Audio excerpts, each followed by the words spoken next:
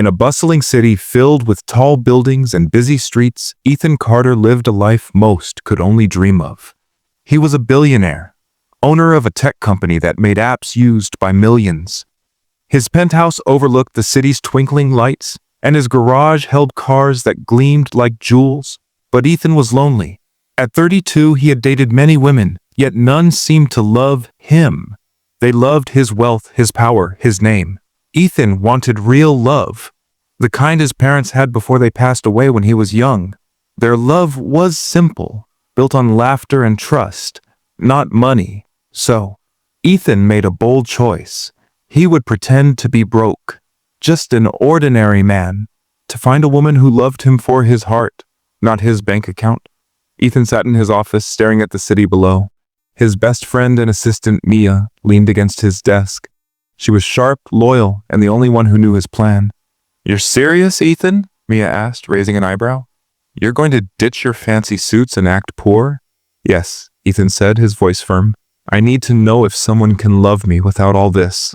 He waved at the luxurious office. Mia sighed. "It's risky. What if she finds out you lied?" "I'll deal with that later," Ethan said. "For now, I'm moving to a small apartment, getting a regular job, and living like I have no money." Mia shook her head but smiled. "Fine, I'll help, but don't blame me if this blows up." Ethan rented a tiny apartment in a modest neighborhood far from his penthouse. He bought plain clothes, jeans, t-shirts, and worn-out sneakers.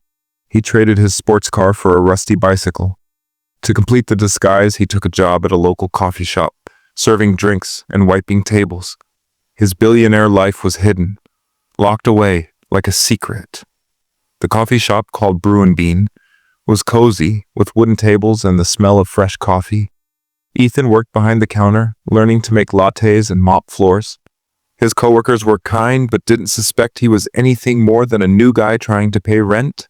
One morning, a woman walked in. She had warm brown eyes, curly hair tied in a messy bun, and a smile that lit up the room.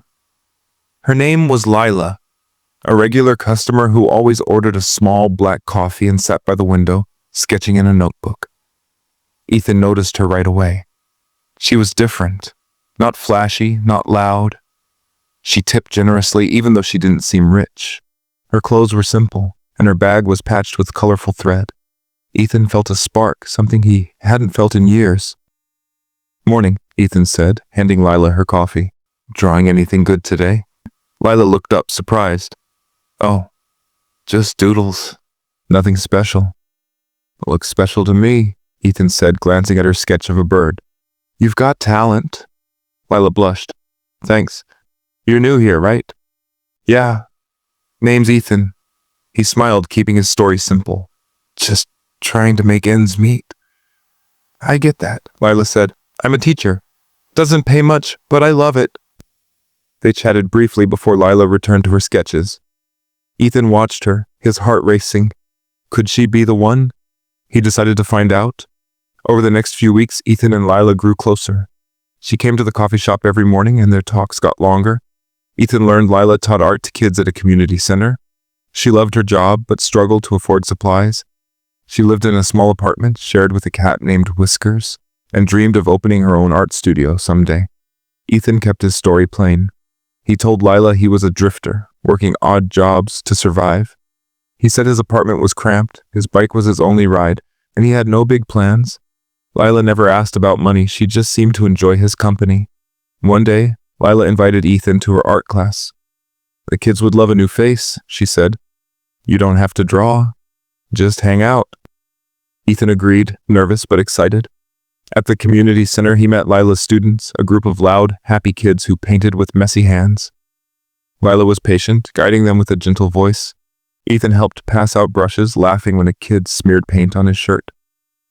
"You're good with them," Lila said after class, her eyes soft. "They're fun," Ethan said. "You're amazing, though. You make them feel special." Lila shrugged. "They are special. I just help them see it." That night, Ethan lay in his tiny apartment staring at the ceiling. Lila was kind, real, and didn't care about his fake, broke life, but doubt crept in. Was she too good to be true? And how long could he keep lying? To test Lila further, Ethan leaned into his poor act. He invited her to his apartment for dinner, cooking a simple meal of pasta and cheap sauce. The apartment was bare, with a wobbly table and a couch that sagged. Lila didn't blink. She brought a small pie for dessert and complimented the food. "This is great," she said, eating happily. "My dad used to make pasta like this." Ethan smiled, but his heart twisted. She was passing every test, but the lie felt heavier. He wanted to tell her the truth, but fear stopped him. What if she changed when she knew he was rich? One weekend, Lila suggested a picnic in the park. Ethan agreed, bringing sandwiches made with discount bread. Lila brought lemonade and a blanket. They sat under a tree, watching kids play and dogs chase balls. Lila leaned against Ethan, her head on his shoulder. "I like this," she said. "Just us, no worries." "Me too," Ethan said, but guilt gnawed at him.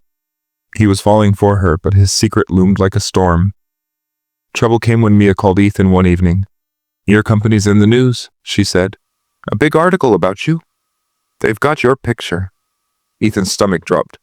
"Can you bury it?" "I'm trying," Mia said. "But be careful. Someone might recognize you." Ethan avoided the coffee shop for a few days, claiming he was sick. Lila texted, worried, and offered to bring soup. Ethan declined, saying he'd be fine, but the distance made Lila curious. One day, she stopped by his apartment unannounced. Ethan opened the door, startled.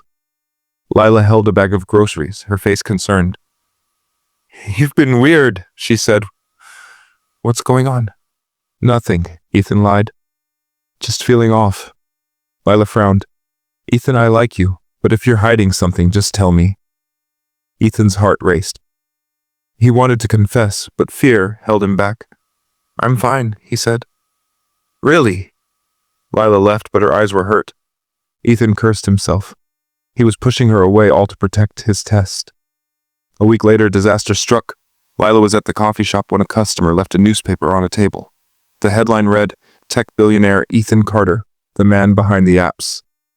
Below it was Ethan's face, smiling in a suit. Lila stared, confused. She read the article, her hands shaking. It described Ethan's wealth, his company, his penthouse. She looked at the barista, Ethan, pouring coffee in a stained apron. Her heart sank. When Ethan saw her holding the paper, his face paled. "Lila." "I can explain." "Is this you?" she asked, her voice quiet but sharp. Ethan nodded, his throat tight. "Yes, but please, let me." "Why?" Lila cut him off. "Why did you lie?" The shop was quiet, customers watching. Ethan felt exposed, raw. "I wanted to know if you loved me for me," he said. "Not my money." Lila's eyes filled with tears. "You think I care about money? You think I'm that shallow?" "No," Ethan said quickly. I've been hurt before. I needed to be sure." Lila shook her head. "You didn't trust me. You played a game with my heart." She grabbed her bag and left, the door slamming behind her. Ethan stood frozen, his world crumbling. For days, Ethan tried to reach Lila. He called, texted, even went to the community center. She ignored him. Mia found him in his penthouse, staring at the city he no longer cared about. "You messed up," Mia said bluntly. "I know," Ethan said, his voice hollow. "I love her, Mia. And I broke her trust." "Then fix it," Mia said. "But not with money, with truth." Ethan thought hard. He couldn't undo the lie, but he could show Lila who he really was, flaws and all. He formed a plan, not to win her back, but to prove he understood his mistake. Lila's art class was hosting a small exhibit at the community center. Ethan knew she'd be there, showcasing her students' work. He didn't go as a billionaire or a barista. He went as himself, in plain clothes, carrying a gift. The center was crowded with kids, parents, and paintings. Lila stood by a display, her smile forced. When she saw Ethan, her face tightened. "What are you doing here?" she asked. "I'm sorry," Ethan said, his voice steady. "I was wrong to lie. I thought I was protecting myself, but I hurt you. I don't expect you to forgive me, but I want to make things right." He handed her an envelope. Lila opened it, confused. Inside was a deed, not for money, but for a small building nearby. It's for your art studio, Ethan said. Not to buy your love, just to support your dream, because I believe in you. Lila stared at the paper, then at Ethan. Why now? She asked. Because I see you, Ethan said. Not as a test, but as you are. Kind, talented, real. I love you, Lila. And I'll spend my life proving it if you let me. Lila's eyes softened, but she didn't speak. She looked at the deed, then back at him. I need time, she said finally. You hurt me, Ethan. I know, he said. I'll wait. Weeks passed. Ethan returned to his company but kept his simple life, biking to work and visiting the coffee shop. He didn't pressure Lila, giving her space to heal. One morning, Lila walked into Brew and Bean. Ethan was behind the counter pouring coffee. She ordered her usual black coffee and sat by the window, but this time, she looked at him and smiled. Got a minute? She asked. Ethan nodded, his heart pounding. He sat across from her, nervous. I've been thinking, Lila said. You messed up. Big time. But I see why you did it. You were scared. I get that. I'm scared too. Ethan listened, afraid to hope. I don't care about your money, Lila said. I never did. I like the guy who laughed with my kids, who ate my terrible pie, who made me feel seen. If that's really you, then maybe we can try again, but no more lies. It's me, Ethan said, his voice thick, and I promise, only truth from now on. Lila reached for his hand. Then let's start over. Hi, I'm Lila.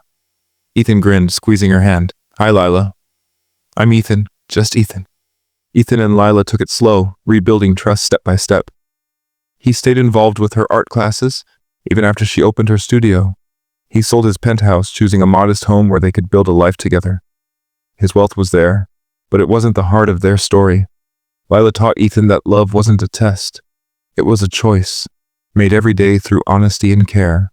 And Ethan, once a lonely billionaire, found what he'd been searching for. A love that was real, not because of money, but because of who he chose to be.